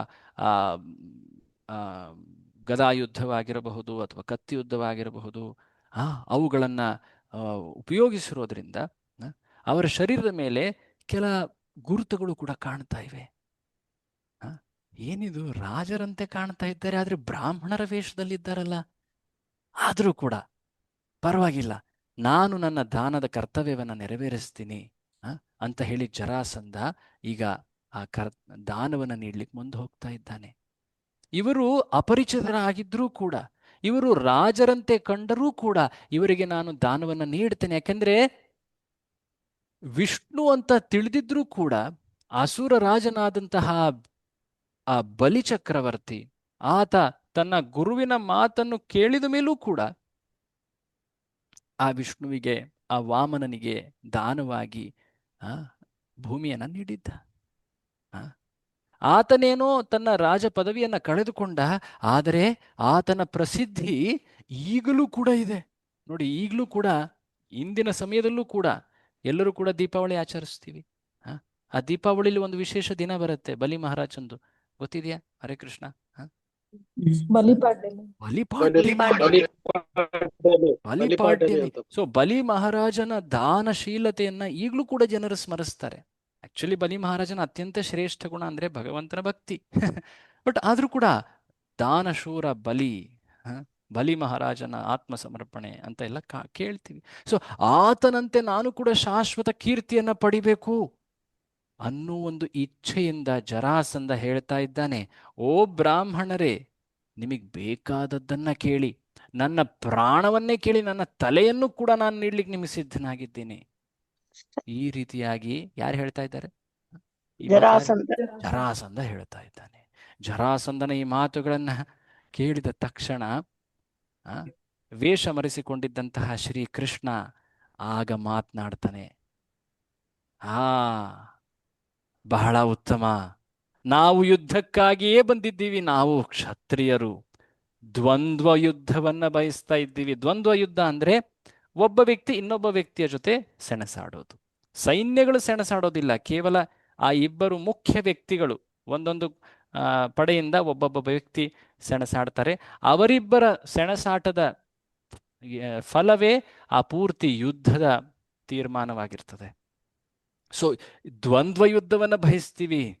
ಈಗೋ ಇಲ್ಲಿ ನೋಡು, ಈತ ಪಾಂಡವ ಭೀಮ, ಅತ್ಯಂತ ಶಕ್ತಿಶಾಲಿ, 10,000 ಆನೆಯ ಬಲವುಳ್ಳವನು. ಇಲ್ಲಿರುವವ ಈ ಸವ್ಯಸಾಚಿ ಅರ್ಜುನ, ಈತನ ಪರಿಚಯವನ್ನು ಪಡೆದುಕೋ. ಮತ್ತು ನಾನು ನಿನ್ನ ಶತ್ರು. ಹಿಂದೆ ಅನೇಕ ಬಾರಿ ನಾವು ಯುದ್ಧದಲ್ಲಿ ಭೇಟಿಯಾಗಿದ್ವಲ್ವಾ? ನಾನೇ ಆ ಶ್ರೀಕೃಷ್ಣ ಅಂತ. ತಕ್ಷಣ ಆಕ್ಚುಲಿ ಜರಾಸಂಧ ಈ ಭೀಮ ಮತ್ತೆ ಅರ್ಜುನನನ್ನ ದ್ರೌಪದಿ ಸ್ವಯಂವರದಲ್ಲಿ ಕಂಡಿದ್ದ. ಹಾಗಾಗಿ ಆತನಿಗೆ ಕೆಲ ನೆನಪುಗಳಿದ್ವು, ಆದ್ರೆ ಖಚಿತವಾಗಿ ಹೇಳಲಿಕ್ಕೆ ಆಗ್ತಾ ಇರಲಿಲ್ಲ. ಹಾಗೆ ಯಾವಾಗ ಈ ಶ್ರೀಕೃಷ್ಣ ಈ ಪರಿಚಯವನ್ನ ಸ್ಪಷ್ಟ ಮಾಡ್ತಾನೋ, ಆಗ ಜೋರಾಗಿ ನಗ್ತಾ ಅಲ್ಲಿ ತನ್ನ ಆ ಪ್ರತಿಸ್ಪರ್ಧಿಗಳು ಅಥವಾ ಏನು ಶತ್ರು ಪಕ್ಷದವರು ಅಂತ ಬಂದಿರೋ ಈ ಪಾಂಡವರನ್ನ ಹೀಯಾಳಿಸ್ತಾನೆ. ಏನಿದು, ನೀವು ಬ್ರಾಹ್ಮಣರ ವೇಷದಲ್ಲಿ ನನ್ನ ಮುಂದೆ ಬಂದು ಬೇಡ್ತಾ ಇದ್ದೀರಾ, ಇದರಲ್ಲೇ ನಿಮ್ಮ ಸೋಲು ಖಚಿತವಾಗಿ ಹೋಗಿದೆ. ನಾನು ಈ ಅರ್ಜುನನ ಜೊತೆ ಸೆಣಸಾಡೋದಿಲ್ಲ, ಆತ ನನಗಿಂತ ವಯಸ್ಸಿನಲ್ಲಿ ಸಣ್ಣವನು. ನೀನು ಕೃಷ್ಣ, ನೀನು ನನ್ನಿಂದ ಹೆದರಿ ಓಡಿ ಹೋಗಿದ್ದೆ ಯುದ್ಧ ಭೂಮಿಯಿಂದ, ಕುಳಿತುಕೊಂಡಿದ್ದೀಯಾ, ಬಚ್ಚಿಟ್ಕೊಂಡಿದ್ದೀಯಾ ಆ ಸಮುದ್ರದ ದ್ವೀಪದಲ್ಲಿ. ನೀನು ನಿನ್ನಂತ ಹೇಡಿ ಜೊತೆ ನಾನು ಸೆಣಸಾಡೋದಿಲ್ಲ. ಈ ಭೀಮ ನನ್ನ ಸಮಬಲದವನಂತೆ ಕಾಣ್ತಾ ಇದ್ದಾನೆ, ಈತನೊಡೆ ನಾನು ಸೆಣಸಾಡ್ತೀನಿ. ತಗೋ ಇಲ್ಲಿ ಭೀಮ ಈ ದೊಡ್ಡ ಗದೆಯನ್ನ, ನಾನು ಈ ಸಣ್ಣ ಗದೆ ಹಿಡದೆ ನಿನ್ ಜೊತೆ ಯುದ್ಧ ಮಾಡ್ತೀನಿ, ಈ ಸಣ್ಣ ಗದೆಯಿಂದಾನೆ ನಿನಗೆ ನಾನು ಸೋಲುಣಿಸ್ತೀನಿ ಅಂತ ಭೀಮನನ್ನ ಆಯ್ಕೆ ಮಾಡಿಕೊಂಡ ಯಾರು? ಆಗ ತಕ್ಷಣ ಅಲ್ಲಿ ಆ ಸೆಣಸಾಟ ಪ್ರಾರಂಭ ಆಗತ್ತೆ. ಮೊದಲಿಗೆ ಅದು ಗದಾಯುದ್ಧ. ಆ ಗದಾಯುದ್ಧದಲ್ಲಿ ಎಷ್ಟರ ಮಟ್ಟಿಗೆ ಭೀಕರವಾಗಿ ಆ ಯುದ್ಧ ನಡೀತಾ ಇತ್ತು. ಆ ಯುದ್ಧದ ವರ್ಣನೆಯನ್ನ ಹೇಳಲಾಗ್ತದೆ. ಅವರಿಬ್ರು ಕೂಡ ವೃತ್ತಾಕಾರದಲ್ಲಿ, ಸರ್ಕಲ್ ರೂಪದಲ್ಲಿ ಅವರು ಎಡಗಡೆ ಬಲಗಡೆ ತಿರುಗ್ತಾ ಇದ್ದಾರೆ. ಪ್ರತಿಯೊಬ್ಬರ ಶರೀರವೂ ಕೂಡ ವಜ್ರ ಕಾಯದಂತಿದೆ. ಅವರು ಪ್ರತಿಯೊಬ್ಬರು ಕೂಡ ಇನ್ನೊಬ್ಬರನ್ನ ಆ ಗದೆಯಿಂದ ಪ್ರಹಾರ ಮಾಡ್ತಾ ಇದ್ದಾರೆ. ಆ, ಕೆಲವೊಮ್ಮೆ ಅವರು ಆ ಮದ ಗಜಗಳಂತೆ ಕಾಣ್ತಾ ಇದ್ದಾರೆ. ಆ, ಹೊಡೆದಾಡ್ತಾ ಪರಸ್ಪರ ಸೆಣಸಾಡ್ತಾ ಕಚ್ಚಾಡ್ತಾ, ಕೆಲವೊಮ್ಮೆ ಅವರು ತಮ್ಮ ಆ ಆಯುಧವಾದಂತಹ ಆ ಗದೆಯಿಂದ ಪರಸ್ಪರ ಶರೀರವನ್ನ ಥಳಿಸಿದಾಗ ಅವು ಪುಡಿ ಪುಡಿಯಾಗಿ ಕೆಲವೊಮ್ಮೆ ಆ ವಜ್ರದಂತೆ ಸಿಡಿಲಿನಂತೆ ಭೀಕರವಾದಂತಹ ಅಲ್ಲಿ ಸದ್ದು ಹೊರಬರ್ತಾ ಇದೆ. ಇಬ್ಬರು ಕೂಡ ಸಮಬಲರಾಗಿರೋದ್ರಿಂದ ಸಾಕಷ್ಟು ಸಮಯದವರೆಗೂ ಆ ಸೆಣಸಾಟ ನಡೀತಾ ಇದೆ. ಯಾರೊಬ್ರು ಕೂಡ ಮೇಲ್ಗೈಯನ್ನ ಸಾಧಿಸ್ಲಿಕ್ಕೆ ಆಗ್ತಾ ಇಲ್ಲ. ನೋಡ್ತಾ ಇದ್ದಾರೆ, ಏನಿದು? ಆ ಕಾಳಗದಲ್ಲಿ ಆ ಗದೆಗಳು ನುಚ್ಚು ನೂರು ಆಗಿ ಹೋಗ್ಬಿಟ್ಟು, ಅದಾದ ಮೇಲೆ ಅವರು ಮಲ್ಲಯುದ್ಧಕ್ಕೆ ತಯಾರಾಗ್ತಾರೆ. ತಮ್ಮ ಕೈಗಳನ್ನ ಕಾಲುಗಳನ್ನ ಬಳಸ್ತಾ ಅವರು ಯುದ್ಧವನ್ನ ಮಾಡ್ತಾ ಇದ್ದಾರೆ. ಕುಸ್ತಿ ಅಥವಾ ಮಲ್ಲಯುದ್ಧದಲ್ಲಿ ಪರಸ್ಪರ ಇಬ್ಬರ ಶರೀರಗಳು ಥಳಿಸ್ತಾ ಇವೆ. ಅನೇಕ ಸಮಯ ಸಾಕಷ್ಟು ಸಮಯದವರೆಗೆ ಈ ಯುದ್ಧ ಮುನ್ನಡೀತಾ ಇದೆ, ಸೆಣಸಾಟ. ಆಗ ಶ್ರೀಕೃಷ್ಣ ಆ ಭೀಮನಿಗೆ ಒಂದು ವಿಶೇಷವಾದ ಸನ್ನೆಯನ್ನ, ಸಂಕೇತವನ್ನ ಮಾಡ್ತಾನೆ.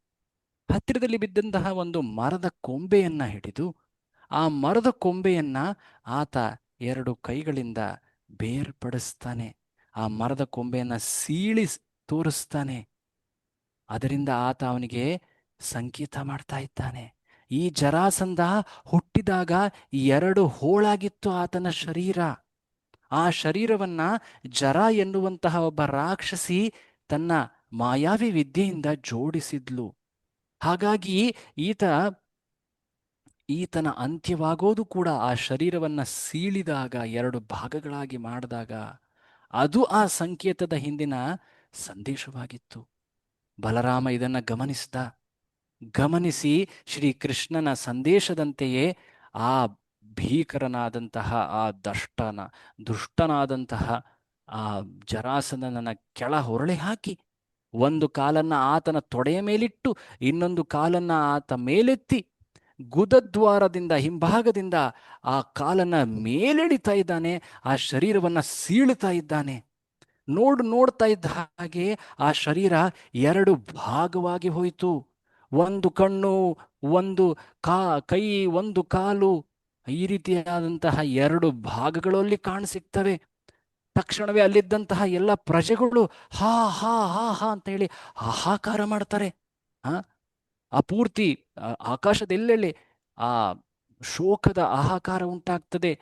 ನೋಡ್ತಾ ಇದ್ದ ಹಾಗೆ ತಮ್ಮ ರಾಜನಾದ ಜರಾಸಂಧನ ಶರೀರ ಎರಡು ಹೋಳಾಗಿ ಸೀಳು ಕೆಳಬಿದ್ದಿರೋದು ಅದನ್ನ ಕಂಡು ಅವರು ಜರಾಸಂಧನ ಅಂತ್ಯವಾಯಿತೋ ಅಂತ ಹೇಳಿ ಅವರು ಅಳ್ತಾ ಇದ್ದಾರೆ. ಅಲ್ಲಿ ಶ್ರೀಕೃಷ್ಣ, ಅಪ್ರಮೇಯ ಶ್ರೀಕೃಷ್ಣ, ಹಿಂದೆ ಉದ್ಧವ ಈ ಮಾತನ್ನ ಹೇಳಿದ್ದ. ಜರಾಸಂಧನನ್ನ ಕೊಲ್ಲೋದು ಸಾಧ್ಯ ಆಗೋದು ಹೇಗೆ? ಶ್ರೀಕೃಷ್ಣನ ಅನುಗ್ರಹದಿಂದ ಮಾತ್ರ. ಶ್ರೀಕೃಷ್ಣ ತಾನೇ ಖುದ್ದಾಗಿ ಜರಾಸಂಧನನ್ನ 17 ಬಾರಿ ತುಂಬಾ ಸುಲಭವಾಗಿ ಸೋಲಿಸಿದ್ದ. 18ನೇ ಬಾರಿ ಬೇರೊಂದು ವಿನೋದವನ್ನ ಮಾಡ್ತಾ ಆತ ಯುದ್ಧವನ್ನ ನಿರಾಕರಿಸಿ ಹೋಗಿದ್ದ. ಇನ್ನೊಮ್ಮೆ ಸೆಣಸಾಡಿ ಜರಾಸಂಧನನ್ನು ಕೊಲ್ಲೋದು ಶ್ರೀಕೃಷ್ಣನಿಗೇನು ಮಹಾನ್ ಕಾರ್ಯವಾಗಿರಲಿಲ್ಲ. ಆದರೂ ಕೂಡ ಈ ರೀತಿಯಾದಂತಹ ಸೆಣಸಾಟವನ್ನು ಏರ್ಪಡಿಸಿ ಜರಾಸಂಧನ ಕೊನೆಯನ್ನ ಈ ವಿಶೇಷ ರೂಪದಲ್ಲಿ ಮಾಡಿಸಿ ಭೀಮನಿಗೆ ಆ ಯಶಸ್ಸನ್ನ ನೀಡುತ್ತಾ ಇದ್ದಾನೆ ಶ್ರೀಕೃಷ್ಣ. ಶ್ರೀಕೃಷ್ಣ ಈ ರೀತಿಯಾಗಿ ಅನೇಕ ಕಾರ್ಯಗಳನ್ನು ತೋರಿಸಿದ್ದಾನೆ. ತನ್ನ ಭಕ್ತರ ಮೂಲಕ ಮಹಾನ್ ಕಾರ್ಯ ಮಾಡಿಸಿ ಅವರಿಗೆ ಯಶಸ್ಸು, ಕೀರ್ತಿ, ಎಲ್ಲ ರೀತಿಯ ಪ್ರಶಂಸೆಯನ್ನ ನೀಡಿಸ್ತಾನೆ. ಹೀಗೆ ಭೀಮನ ಮೂಲಕ ಈ ಮಹಾನ್ ಕಾರ್ಯ ನೆರವೇರಿತು. ಜರಾಸಂಧ ಮಗಧ ರಾಜ. ಆತನ ಹೆಸರು ಸಹದೇವ. ಪಾಂಡವರಲ್ಲಿರುವಂತಹ ಸಹದೇವನಲ್ಲ, ಈತ ಬೇರೊಬ್ಬ ಸಹದೇವ. ಸಹದೇವನನ್ನ ಶ್ರೀಕೃಷ್ಣ ರಾಜನನ್ನಾಗಿಸ್ತಾನೆ. ನೋಡಿ, ಶ್ರೀಕೃಷ್ಣ ಆ ರಾಜ್ಯವನ್ನ ತನಗೆ ಅಥವಾ ಪಾಂಡವರಿಗೆ ಅಂತ ಕಬಳಿಸೋದಿಲ್ಲ. ಓಕೆ, ಜರಾಸಂಧನ ಮಗ ಸಹದೇವ, ನೀನು ಪಾಂಡವರ ಆಧಿಪತ್ಯವನ್ನ ಸ್ವೀಕರಿಸು, ನೀನು ರಾಜನಾಗಿ ನಿನ್ನ ಕರ್ತವ್ಯವನ್ನ ಮಾಡು, ನೀನು ಕ್ಷತ್ರಿಯ. ಸೊ ಈ ರೀತಿಯಾದಂತಹ ಒಂದು ಸ್ಟ್ರಾಟಜಿ ಅಥವಾ ರಾಜತಂತ್ರ ಶ್ರೀಕೃಷ್ಣನದ್ದು. ಇದನ್ನು ಅನೇಕ ಕಡೆ ನೋಡ್ತೇವೆ ನಾವು. ಶ್ರೀಕೃಷ್ಣ ಕೊಂದಂತಹ ಅನೇಕ ದುಷ್ಟ ರಾಜರನ್ನ ಅವರ ಮಕ್ಕಳನ್ನೇ ರಾಜರನ್ನಾಗಿ ನೇಮಿಸ್ತಾನೆ. ರಾಮನು ಕೂಡ ಅದೇ ರೀತಿ ಮಾಡ್ದಲ್ವ ವಿಭೀಷಣನ್ನ. ಸೊ ಹೀಗೆ ಶ್ರೀಕೃಷ್ಣ ಜರಾಸಂಧನ ಅಂತ್ಯವನ್ನ ಮಾಡಿಸ್ದ. ಅದಾದ ನಂತರ ಜರಾಸಂಧನ ಸೆರೆಯಲ್ಲಿದ್ದಂತಹ ಸರಿಸುಮಾರು 20,800 ರಾಜರುಗಳು, ಅವರನ್ನೆಲ್ಲ ಅತ್ಯಂತ ಕಗ್ಗತ್ತಲಿನ ಕಾರಾಗೃಹದಲ್ಲಿ ಸೆರೆ ಹಿಡಿಯಲಾಗಿತ್ತು. ಅನೇಕ ತಿಂಗಳು ವರ್ಷಗಳಿಂದ ಅವರು ಸೆರೆಯಲ್ಲಿದ್ದರಿಂದ ಅವರು ಒಂದು ರೀತಿ ಶರೀರದ ಕಾಂತಿಯೇ ಹೋಗಿಬಿಟ್ಟಿತ್ತು. ಅವರ ಮನಸ್ಸು ಕೂಡ ಚಿಂತಾಕ್ರಾಂತವಾಗಿ ಭಯದಲ್ಲಿ ಆವರಿಸಿತ್ತು. ಶ್ರೀಕೃಷ್ಣ ಅವರನ್ನ ಬಿಡುಗಡೆ ಮಾಡಲಿಕ್ಕೆ ಅಂತೇಳಿ ತಾನೇ ಆ ಕಾರಾಗೃಹದ ಬಳಿ ಹೋಗ್ತಾನೆ. ಶ್ರೀಕೃಷ್ಣನ ಸುಂದರ ರೂಪವನ್ನ ಕಂಡು ಅವರು ಅತ್ಯಂತ ಹರ್ಷಿತರಾಗ್ತಾರೆ. ಆ ರೂಪವನ್ನ ಅವರು ದಿಟ್ಟಿಸಿ ನೋಡ್ತಾ ಇದ್ದಾರೆ. ಶ್ರೀವತ್ಸಾಂಕಂ ಚತುರ್ಬಾಹುಂ ಪದ್ಮಗರ್ಭಾರುಣೇಕ್ಷಣಂ ಚಾರು ಪ್ರಸನ್ನವದನಂ ಸ್ಫುರನ್ಮಕರ ಕುಂಡಲಂ. ಶ್ರೀಕೃಷ್ಣನ ದಿವ್ಯ ಶರೀರದ ಕಾಂತಿ, ವಿಶೇಷವಾಗಿ 4 ಬಾಹುಗಳುಳ್ಳಂತಹ ಆ ಚತುರ್ಭುಜ ರೂಪ ಅದು. ದ್ವಾರಕೆಯ ಕೃಷ್ಣ, ಹಸ್ತಿನಾಪುರದ ಕೃಷ್ಣ. ಆತನ ಕಣ್ಣುಗಳು ಕಮಲದ ದಳಗಳಂತೆ ಕಾಣ್ತಾ ಇವೆ. ಆ ಕಣ್ಣುಗಳ ವರ್ಣ ಅಥವಾ ಏನು ಬಣ್ಣ ಏನಿದೆ, ಆ ಕಮಲದ ಗರ್ಭದಲ್ಲಿರುವಂತಹ ಆ ಸುಂದರವಾದಂತಹ ಆ ಬಣ್ಣದಂತೆ ಕಾಣ್ತಾ ಇದೆ. ಚಾರು ಪ್ರಸನ್ನವದನಂ, ಆತನ ಮುಖ ಅತ್ಯಂತ ಹರ್ಷಿತ ಮುಖ. ಸ್ಮಿತಾವಲೋಕ ರುಚಿರ ಸ್ಮಿತವಲ್ಗು ಜಲ್ಪೈಹಿ ಅಂತ ಗೋಪಿಯರು ಕೂಡ ಇದನ್ನು ವರ್ಣಿಸ್ತಾರೆ. ಸೊ ಹೀಗೆ ವಿಶೇಷವಾಗಿ ಆತನ ಕುಂಡಲಗಳನ್ನು ಕೂಡ ಅಲ್ಲಿ ಉಲ್ಲೇಖ ಮಾಡ್ತಾರೆ. ಮಕರ ಕುಂಡಲ, ಅವು ಹೊಳಿತಾ ಇವೆ. ಸೊ ಹೀಗೆ ಕೃಷ್ಣನ ದಿವ್ಯ ಸ್ವರೂಪದ ಸೌಂದರ್ಯವನ್ನ ಕಂಡು ಅವರು ಪ್ರಶಂಸಿಸ್ತಾರೆ. ಆ ದರ್ಶನ ಮಾತ್ರದಿಂದಲೇ ಅವರೆಲ್ಲ ಅಜ್ಞಾನಗಳು ದೂರವಾಗಿವೆ. ಅವರ ಹೃದಯದಲ್ಲಿ ಭಗವಂತನ ಕುರಿತಾಗಿ ಅತ್ಯಂತ ಆಕರ್ಷಣೆ, ಆಸಕ್ತಿ, ಭಕ್ತಿ ಮೂಡ್ತಾ ಇದೆ. ಆಗ ಅವರೆಲ್ಲರೂ ಕೂಡ ಶ್ರೀಕೃಷ್ಣನನ್ನು ಸಂಬೋಧಿಸ್ತಾ ಅದ್ಭುತವಾದಂತಹ ಪ್ರಾರ್ಥನೆಗಳನ್ನು ಹೇಳ್ತಾರೆ. ಈ ಪ್ರಾರ್ಥನೆಗಳು ಈ ಜಗತ್ತಿನಲ್ಲಿ ಇರುವಂತಹ ಎಲ್ಲ ಬದ್ಧಾತ್ಮರಿಗೆ ಬಹಳ ಅನ್ವಯವಾಗುವಂಥವು.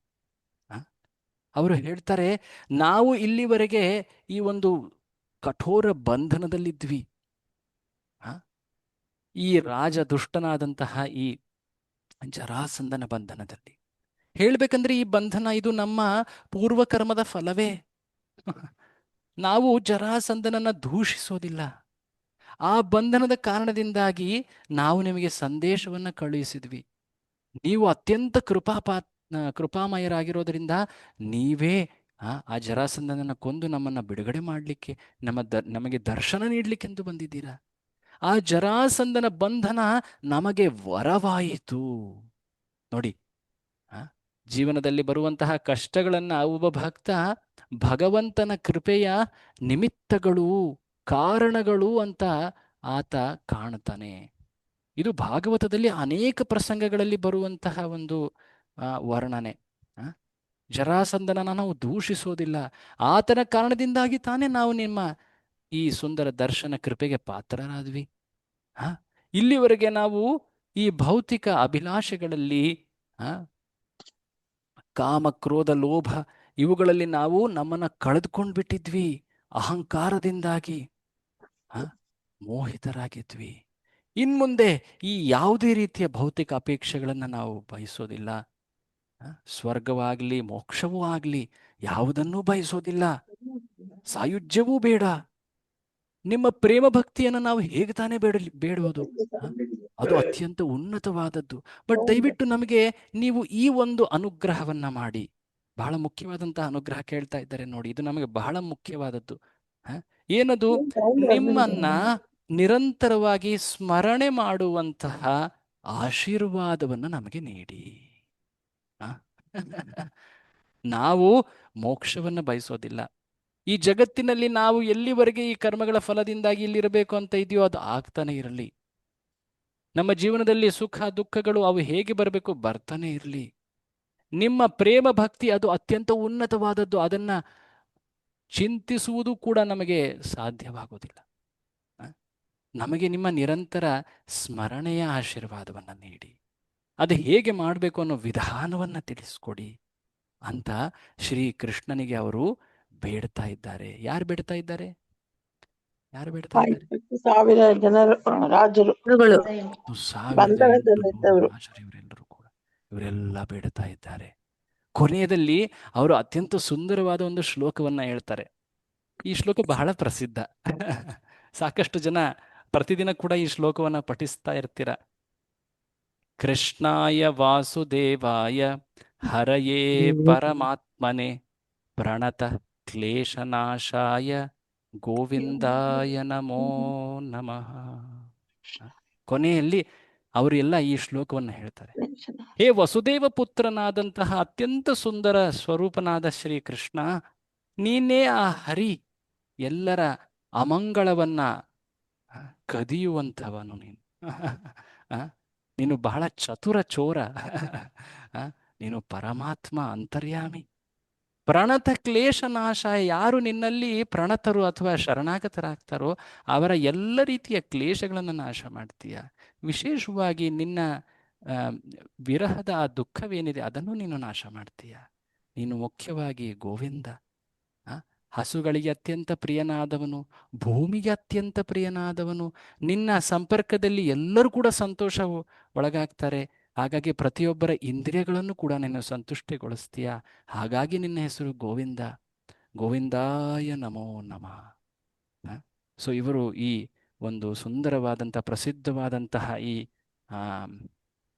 ಪ್ರಾರ್ಥನೆಯನ್ನು ಹೇಳ್ತಾರೆ.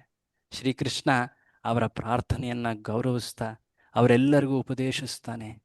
ನೀವೆಲ್ಲರೂ ಕೂಡ ಇನ್ನು ಮುಂದೆ ನನ್ನ ಸ್ಮರಣೆಯಲ್ಲಿ ನಿರತರಾಗಿ ಹೇಗೆ ಏನು ಮಾಡಬೇಕು, ನೀವು ನಿಮ್ಮ ಎಲ್ಲ ಅವಶ್ಯಕತೆಗಳು ಅವೆಲ್ಲವೂ ಕೂಡ ಈಡೇರುತ್ತವೆ. ನಿಮ್ಮ ಕರ್ತವ್ಯಗಳೆಲ್ಲವೂ ಕೂಡ ಕೃತಾರ್ಥವಾಗ್ತವೆ. ನೀವು ನನ್ನಲ್ಲಿ ದೃಢ ಭಕ್ತಿಯನ್ನು ಬೆಳೆಸ್ಕೊಳ್ಳಿ. ಶ್ರವಣ ಕೀರ್ತನ ಮಾರ್ಗದಿಂದ ಎಂದೂ ಕೂಡ ಈ ರಾಜ್ಯ, ಐಶ್ವರ್ಯ, ಅಧಿಕಾರ ಅಥವಾ ಅಹಂಕಾರದ ಮದಕ್ಕೆ ಒಳಗಾಗಬೇಡಿ. ಈ ರೀತಿಯ ಅಹಂಕಾರಕ್ಕೆ ಒಳಗಾಗಿ ಅನೇಕ ಮಹಾನ್ ವ್ಯಕ್ತಿಗಳು ಪತನವಾದರು. ಹೈಹಯ, ನಹುಷ, ರಾವಣ, ಈ ರೀತಿಯಾಗಿ ಅನೇಕರು. ಆ ಮಾರ್ಗವನ್ನು ನೀವು ಅನುಸರಿಸಬೇಡಿ. ನೀವು ನಮ್ರರಾಗಿ ನಿಮ್ಮ ಕರ್ತವ್ಯಗಳನ್ನು ನೆರವೇರಿಸ್ತಾ ಧರ್ಮದ ಮಾರ್ಗದಲ್ಲಿ ನಡೆಯುತ್ತಾ ಮುಖ್ಯವಾಗಿ ತಿಳಿಯಿರಿ ಈ ಜಗತ್ತಿನ ಲಕ್ಷಣವನ್ನ. ಈ ಜಗತ್ತಿನಲ್ಲಿ ಎಲ್ಲವೂ ಕೂಡ, ನಮ್ಮ ಶರೀರವೂ ಕೂಡ ಅನಿತ್ಯ. ಈ ಸ್ಮರ ನಿತ್ಯಂ ಅನಿತ್ಯತ. ಪ್ರತಿ ಕ್ಷಣವೂ ಈ ಜಗತ್ತಿನ ಅನಿತ್ಯತೆಯನ್ನು ನಾವು ತಿಳಿಬೇಕು, ಚಿಂತನೆ ಮಾಡಬೇಕು. ಅಷ್ಟೇ ಅಲ್ಲದೆ ಭಕ್ತಿಯನ್ನು ಪಾಲಿಸಬೇಕು. ಧರ್ಮದ ಮಾರ್ಗದಲ್ಲಿ ನಡೀತಾ ಭಕ್ತಿಯನ್ನು ಪಾಲಿಸಬೇಕು. ಮುಖ್ಯವಾಗಿ ಶ್ರವಣ ಕೀರ್ತನ ಮಾರ್ಗವನ್ನು ನಾವು ಅನುಸರಿಸಬೇಕು. ದೇಹದ ಪ್ರಜ್ಞೆ, ದೇಹಾಭಿಮಾನವನ್ನು ತ್ಯಜಿಸಿ ನೀವು ಈ ರೀತಿಯಾಗಿ ಸ್ಥಿರ ಭಕ್ತಿಯನ್ನು ಮಾಡಿದ್ರೆ ಖಚಿತವಾಗಿ ನೀವು ಕೊನೆಯಲ್ಲಿ ನನ್ನನ್ನು ಪಡಿತೀರಾ ಅಂತ ಶ್ರೀಕೃಷ್ಣ ಆ ಎಲ್ಲ ಜನರಿಗೆ ಆಶ್ವಾಸನೆಯನ್ನು ನೀಡ್ತಾನೆ. ಅತ್ಯಂತ ಕೃತಾರ್ಥರಾಗ್ತಾರೆ. ಶ್ರೀಕೃಷ್ಣ ವಿಶೇಷವಾಗಿ ರಾಜನಾಗಿರುವಂತಹ ಈ ಸಹದೇವನನ್ನು ಕರೆದು ಈ ಎಲ್ಲರನ್ನೂ ಕೂಡ ಅತ್ಯಂತ ಸತ್ಕಾರದಿಂದ ಅವರನ್ನು ಗೌರವಿಸುವಂತಾನೆ. ಅವರೆಲ್ಲರಿಗೂ ಕೂಡ ಶುಭ್ರ ಸ್ನಾನವನ್ನು, ರಾಜ ಸ್ನಾನವನ್ನು ನೀಡಲಾಗ್ತದೆ. ಶುಭ್ರ ಬಟ್ಟೆಗಳನ್ನು ನೀಡಲಾಗ್ತದೆ. ರಾಜಮರ್ಯಾದೆಯಿಂದ ಅವರಿಗೆ ಎಲ್ಲ ಸತ್ಕಾರಗಳು, ಎಲ್ಲ ರೀತಿಯ ಆಹಾರವನ್ನು ನೀಡಲಾಗ್ತದೆ. ಗೌರವದಿಂದ ಅವರನ್ನು ಅವರವರ ರಾಜ್ಯಗಳಿಗೆ ಬೀಳ್ಕೊಡಲಾಗ್ತದೆ. ಅವರೆಲ್ಲರೂ ಕೃಷ್ಣನ ಆ ಕೃಪೆಯನ್ನು ನೆನೆಯುತ್ತಾ ತಮ್ಮ ತಮ್ಮ ರಾಜ್ಯಗಳಿಗೆ ಹೋಗಿ ಕೃಷ್ಣನ ಆ ಕೃಪೆಯನ್ನು ಎಲ್ಲೆಡೆ ಸಾರಿ ಸಾರಿ ಹೇಳ್ತಾರೆ. ಆತನು ಹೇಳಿದಂತಹ ಉಪದೇಶಗಳನ್ನು ಪಾಲಿಸ್ತಾ ಎಲ್ಲೆಲ್ಲೂ ಕೂಡ ಕೃಷ್ಣನ ಆ ಮಹಿಮೆಯನ್ನು ತಿಳಿಸ್ತಾ ಅವರು ಜೀವನದಲ್ಲಿ ಅತ್ಯಂತ ಸಂತುಷ್ಟರಾಗಿ ಹೀಗೆ ಶ್ರೀಕೃಷ್ಣನ ಆ ಮಹಿಮೆ ಎಲ್ಲೆಡೆಯೂ ಹರಡ್ತಾ ಇದೆ. ಕೊನೆಯಲ್ಲಿ ಶ್ರೀಕೃಷ್ಣ ಈ ಮಹಾನ್ ಕಾರ್ಯವನ್ನು ನೆರವೇರಿಸಿದ ಮೇಲೆ ವಿಶೇಷವಾಗಿ ಆ ಸಹದೇವನಿಂದ ಅಲ್ಲಿಂದ ಆತನ ಗೌರವವನ್ನು ಸ್ವೀಕರಿಸಿ ಶ್ರೀಕೃಷ್ಣ ಈಗ ಗಿರಿವ್ರಜದಿಂದ ಈಗ ಇಂದ್ರಪ್ರಸ್ಥದ ಕಡೆ ಬರ್ತಾ ಇದ್ದಾನೆ. ಆತನ ಜೊತೆ ಭೀಮ ಮತ್ತೆ ಅರ್ಜುನರು ಕೂಡ ಇದ್ದಾರೆ. ಆಗ ಶ್ರೀಕೃಷ್ಣ ಆತನ ಆ ಮಾರ್ಗದಲ್ಲಿ ಎಲ್ಲರೂ ಕೂಡ ಆ ಜಯವನ್ನ ಸಂಭ್ರಮಿಸ್ತಾ ಇದ್ದಾರೆ. ವಿಶೇಷವಾಗಿ ಶ್ರೀಕೃಷ್ಣ ಇಂದ್ರಪ್ರಸ್ಥಕ್ಕೆ ಬಂದು ನಡೆದಂತಹ ಎಲ್ಲ ಘಟನೆಗಳನ್ನ ಯಥಾವತ್ತಾಗಿ ಯುಧಿಷ್ಠಿರನಿಗೆ ತಿಳಿಸಿದಾಗ ಯುಧಿಷ್ಠಿರನಿಗೆ ಹೇಳಲಿಕ್ಕೆ ಮಾತುಗಳೇ ಇರಲಿಲ್ಲ. ಅತ್ಯಂತ ಗದ್ಗದಿತನಾಗಿ ಭಾವವಿಹ್ವಲನಾಗಿ ಆತ ಶ್ರೀಕೃಷ್ಣನ ಈ ಕೃಪೆಯನ್ನ ಕೇಳಿ ಒಂದು ರೀತಿ ಭಾವಪರವಶನಾಗ್ತಾನೆ. ಪೂರ್ಣ ಪುರುಷೋತ್ತಮ ಭಗವಂತ ಶ್ರೀಕೃಷ್ಣ ಒಬ್ಬ ಬ್ರಾಹ್ಮಣನಂತೆ ವೇಷ ಬದಲಾಯಿಸಿಕೊಂಡು ನನ್ನ ಒಂದು ಯಜ್ಞವನ್ನು ನೆರವೇರಿಸಲಿಕ್ಕೆ ಅಂತ ಏನೇನೆಲ್ಲ ಕಾರ್ಯಗಳನ್ನ ಮಾಡ್ತಾ ಇದ್ದಾನೆ. ಪಾಂಡವರಿಗೆಂದು ಶ್ರೀಕೃಷ್ಣ ಯಾವ ಸೇವೆ ಅಥವಾ ಪಾತ್ರವನ್ನ ವಹಿಸಲಿಲ್ಲ. ಅನೇಕ ಪಾತ್ರಗಳನ್ನು ವಹಿಸ್ತಾ ಅನೇಕ ಸೇವೆಗಳನ್ನ ಅವರಿಗೆ ಅಂತ ಮಾಡ್ದ.